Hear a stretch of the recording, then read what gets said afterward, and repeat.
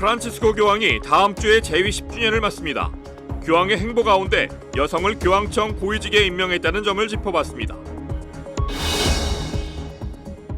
한국가톨릭교양공유대학이 최근 출범식을 가졌습니다. 2월 말 시작한 강의에 1,500명이 넘는 수강생이 몰렸습니다. 전신자가 환경을 지키는 본당이 있어 귀감이 되고 있습니다. 대전교구 원신흥동본당의 생태신호드 여정을 취재했습니다.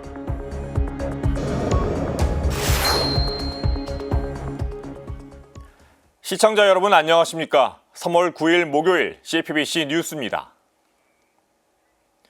다음 주면 프란치스코 교황이 재위 10주년을 맞습니다. 교황의 파격 행보 가운데 하나는 여성을 교황청 고위직에 임명했다는 점인데요. 10년 동안 바티칸에서 일어난 변화를 살펴봤습니다. 맹현균 기자입니다. 프란치스코 교황은 10년의 재임 기간 동안 여러 여성에게 고위 직책을 맡겼습니다. 여성이 없는 교회는 마리아 없는 사도 그룹과 같다는 말과 함께 Una chiesa senza le donne è come il collegio apostolico senza Maria. 지난 10년 동안 바티칸 시국 행정부와 교황청에서 일하는 여성 직원 비율은 19.2%에서 23.4%까지 늘었습니다. 2013년 846명에서 현재 1165명이 된 것입니다. 교황청만 보면 여성 직원의 증가가 더욱 두드러집니다. 3,114명 가운데 812명이 여성으로 약 26.1%의 비율입니다. 바티칸 또는 교황청에서 근무하는 사람의 직급을 1급부터 10급까지로 나눈다고 가정했을 때 여성은 대부분 6에서 7급에 자리했습니다. 변호사, 행정 전문가, 기록관 등 전문적인 경력이나 학위가 있어도 고위직에는 오르지 못했던 것입니다. 프란치스코 교황은 비서와 차관 등 2에서 3급에 해당하는 고위직에 여성을 임명했습니다. 온전한 인간 발전 촉진부 차관 알렉산드라 스메릴리 수녀, 국무원 2차관 프란치스카 디 지오반니, 시노드 사무국장 나탈리 베카르 수녀가 대표적입니다. 바티칸 시국 행정사무를 총괄하는 행정부 사무총장인 라파엘라 페트리니 수녀는 교황청 주교부 위원에 임명됐습니다. 교황은 주교 임명 과정에 여성이 참여할 수 있도록 한 것입니다. Torniamo alla forza della donna. Dobbiamo prenderla sul serio e non usarla come pubblicità di maquillage solamente, per favore. Questo è un insulto alla donna. La donna è per le cose più grandi. 뿐만 아니라 교황은 교황령 복음을 선포하여라를 통해 여성이 고위직으로 갈 수 있는 문턱을 더욱 낮췄습니다. 추기경과 대주교 등 고위 성직자에게만 허락되던 자리에도 여성을 임명할 수 있다는 의지로 풀이됩니다. 교황은 Let Us Dream이란 책에서 여성만의 문화를 통한 리더십을 발휘할 수 있도록 만들 것이라고 밝혔습니다. Nella giornata internazionale della donna penso a tutte le donne. Le ringrazio per l'impegno a costruire una società più umana mediante la loro capacità di cogliere la realtà con sguardo creativo e cuore tenero. Questo è un privilegio solo delle donne. Una benedizione particolare per tutte le donne presenti in piazza. Un applauso alle donne. Se lo meritano. 교황청에서 발휘되는 여성의 리더십, 프란치스코 교황의 도전은 현재 진행형입니다. CPBC 맹현규입니다. 한국가톨릭교양공유대학이 최근 출범식을 가졌습니다. 전국 12개의 모든 가톨릭계 대학이 교양교육을 공유하는 건데요. 수강생들은 마음에 드는 교양 과목을 시공간 제약 없이 수강할 수 있게 됐습니다. 지난달 학기가 시작됐는데 벌써 1,500명이 넘는 수강생이 몰렸다고 합니다. 김현정 기자입니다. 가톨릭대학교 K관 글로벌 라운지, 한국가톨릭교양공유대학의 출범식이 지난 7일 열렸습니다. 이날 출범식은 전국 12개 가톨릭계 대학 총장이 참석한 가운데 온 오프라인으로 동시 진행됐습니다. 참여 대학의 관계자와 가톨릭교양공유대학 수강생도 유튜브로 참여해 가톨릭교양공유대학 출범식을 축하했습니다. 한국가톨릭교양공유대학은 각 교구 가톨릭대를 비롯해 서강대 등 한국가톨릭계 대학 총장협의회 주도하에 지난해 10월 설립됐습니다. 대학 간의 경계를 허물고 교양교육의 공유와 협력을 통해 미래형 메타버시티로 거듭나겠다는 것이 목표입니다. 공유대학은 지난달 말 개강해 수업이 한창입니다. 교양공유대학의 수업은 줌과 같은 디지털 플랫폼을 중심으로 진행됩니다. 교양공유대학 수강생들은 학교 구분 없이 교양 과목을 수강할 뿐만 아니라 다른 대학 학생들과 소통하고 지식을 교류할 수 있습니다. 이번 첫 학기에만 전국 12개 가톨릭계 대학생 1,500명이 수강 신청을 했고 일부 과목 중엔 정원을 모두 채운 인기 강좌도 있습니다. 참 놀랐습니다. 이렇게 많은 학생들이 참여할 줄은 사실은 잘 몰랐거든요. 그리고 살짝 걱정이 되기도 했습니다. 왜냐하면 첫 학기이기 때문에 입소문도 나지 않은 상태였고 또 어떤 교수님들이 있는지 학생들이 잘 알지도 못했고 학생들이 기대가 이미 미래형 대학에 대한 기대가 있지 않았을까 하는 생각을 하게 됐습니다. 초대학장 구본만 신부는 앞으로 공유대학의 플랫폼을 더 개방해 세계로 뻗어나가겠다는 포부를 밝혔습니다.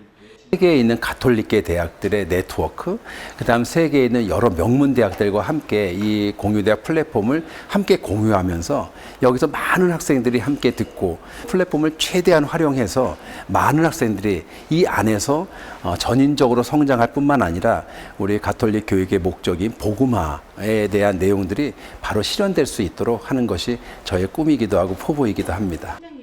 학령 인구 감소로 대학 교육의 통폐합이 요구되는 가운데 한국가톨릭교양공유대학은 대학 혁신 교육의 롤모델이 될 것이라는 기대감에 쌓여 있습니다. CPBC 김현정입니다. 환경을 지키기 위해선 무엇보다 실천이 중요합니다. 그런데 전신자가 환경을 지키는 본당이 있어서 귀감이 되고 있습니다. 이 본당은 생태 신호드 과정을 걸어오기도 했습니다. 대전교구 원신흥동 본당에 김영준 기자가 다녀왔습니다. 멋스럽게 지어진 성당 안으로 들어서자 재활용품 수거함이 가장 먼저 눈에 띕니다. 멸균 팩과 우유값, 색깔별 플라스틱 뚜껑까지 세세하게 구분돼 있습니다. 공동의 집 지구를 지키는데 전신자가 나서고 있는 대전교구 원신흥동 본당입니다. 본당이 가장 공들인 활동은 새집 살리기 운동, 공동의 집과 자신의 집, 그리고 가난한 이들의 집을 함께 살리자는 취지입니다. 더 가난한 집이나 사람들이 더 먼저 피해를 받으니까 그 사람들을 우리가 조금 더 관심 갖고 찾아보고 함께 해줄 수 있는 방법을 좀 찾아보면 어떨까. 그래서 이제 새 집을 동시에 한번 살려보자. 원신흥동 신자들은 기후행동에 나서기도 하고 성당 주변에 쓰레기를 줍는 줍깅 행사를 마련하기도 했습니다. 벼룩시장 수익금을 통해 기후난민을 돕기도 했습니다. 성당 입구에서 수거한 플라스틱은 본당 신자임을 표시하는 교패로 재탄생하고 있습니다. 시작은 본당 레지오 마리에의 한 프레시디움이었습니다. 폐합 때 이제 일주일치를 모아서 가지고 와서 우리가 재질을 분류하고 우리 레지오 단원들끼리 이걸 한번 해보자라고 말씀하셔서 시작은 정말 그 작은 박스를 회합실에다 두고 시작을 했고요. 단원들은 작은 실천이 본당 전체로 퍼져나가는 것을 보며 더욱 힘을 얻습니다. 나의 작은 이런 시작들이 시발점이 돼서 이렇게도 커질 수 있구나라는 거를 체험을 하니까 그런 데서 오는 힘도 크고요. 이렇게 실천하시는 분들이 많이 뵀을 때 정말 용기를 냈다는 신자분들의 모습을 뵀을 때 그런 부분들에서 좀 뿌듯함을 느끼는 것 같습니다. 환경 살리기는 한 사람의 노력만큼이나 모든 이들의 참여가 필수적입니다. 본당은 전 신자들의 공감대를 이뤄나가기 위해 생태 신호드 과정을 걸어왔습니다. 그 구역이나 반에서 나눴던 것들을 이제 구역장이나 반장이 의견을 취합을 해서 다시 이제 전체적으로 나눠가는 과정을 좀 진행을 했었죠. 뭐 기도 안에서 우리 개인적으로 본당 공동체 전체적으로 어떤 모습으로 나갔으면 한다라는 의견들이 좀 모아진 것들이 있어요. 그래서 본당 생태 신호드는 현재 진행형입니다. 올해의 키워드는 일회용품 없는 성당 만들기. 본당 단체들은 일회용품 사용 자제와 이에 대한 홍보 활동에도 적극적으로 나서고 있습니다. 지구를 위해 불편을 감수해 나가는 원신흥동 공동체의 노력은 기후위기를 함께 살아가는 모두에게 큰 귀감을 주고 있습니다. 우리 작은 그 변화가 습관화가 되고 그 변화가 또 주위 사람들한테 어떤 선한 영향력을 미치고 그 소비가 바뀌면 기업이 바뀌고 생산이 바뀔 겁니다. 그러면 그렇게 되면 나아가 세상도 변할 겁니다. CPBC 김형준입니다. 사순시기, 기도를 통한 회개의 삶을 작품으로 표현한 전시회가 열리고 있습니다. 작품이 전하는 위로와 평화, 그리고 감동을 남창호 기자가 소개합니다. 거칠고 낡은 나무의 고철 재료가 온몸을 감싼 예수님. 홍수원 작가의 십자가의 길 제1처 자, 이 사람 이호입니다. 예수님의 키만큼 높아진 사형대. 매 순간 예수님을 사랑한다고 하지만 늘 사형대에 세우는 현실 속에서 인간의 이기심과 탐욕을 들여다볼 수 있습니다. 자신의 죄를 묵상하며 그의 상처로 우리는 나았다라는 이사야서 53장 말씀을 마주한 홍 작가. 많은 순환과 고통을 겪으시고 부활하신 예수님이 그러니까 저에게 위로, 위안으로 다가오셨는데 어떻게 보면 모성의 하느님을 만났다고 할 수 있을 것 같습니다. 또 다른 작품 9처 주님 저를 버리지 마소서. 14처 면역무화에서는 주님과의 일치를 염원하는 작가의 바람을 느낄 수 있습니다. 특히 부활의 희망을 표현한 15처가 눈길을 끕니다.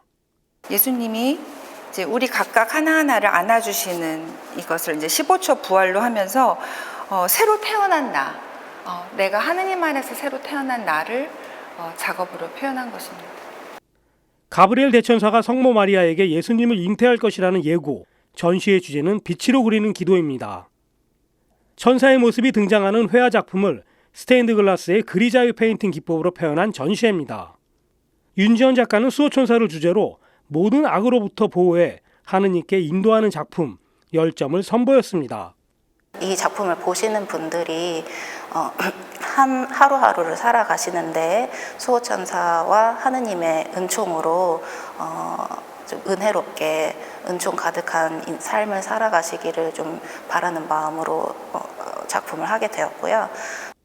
제2전시실에선 초공회전도 한창입니다. 빛으로 가는 길을 주제로 한 이미영 작가의 전시회입니다. 작가는 제대초와 부활초 작품이 주님께 감사와 찬미를 드리는 또 다른 기도라고 말합니다.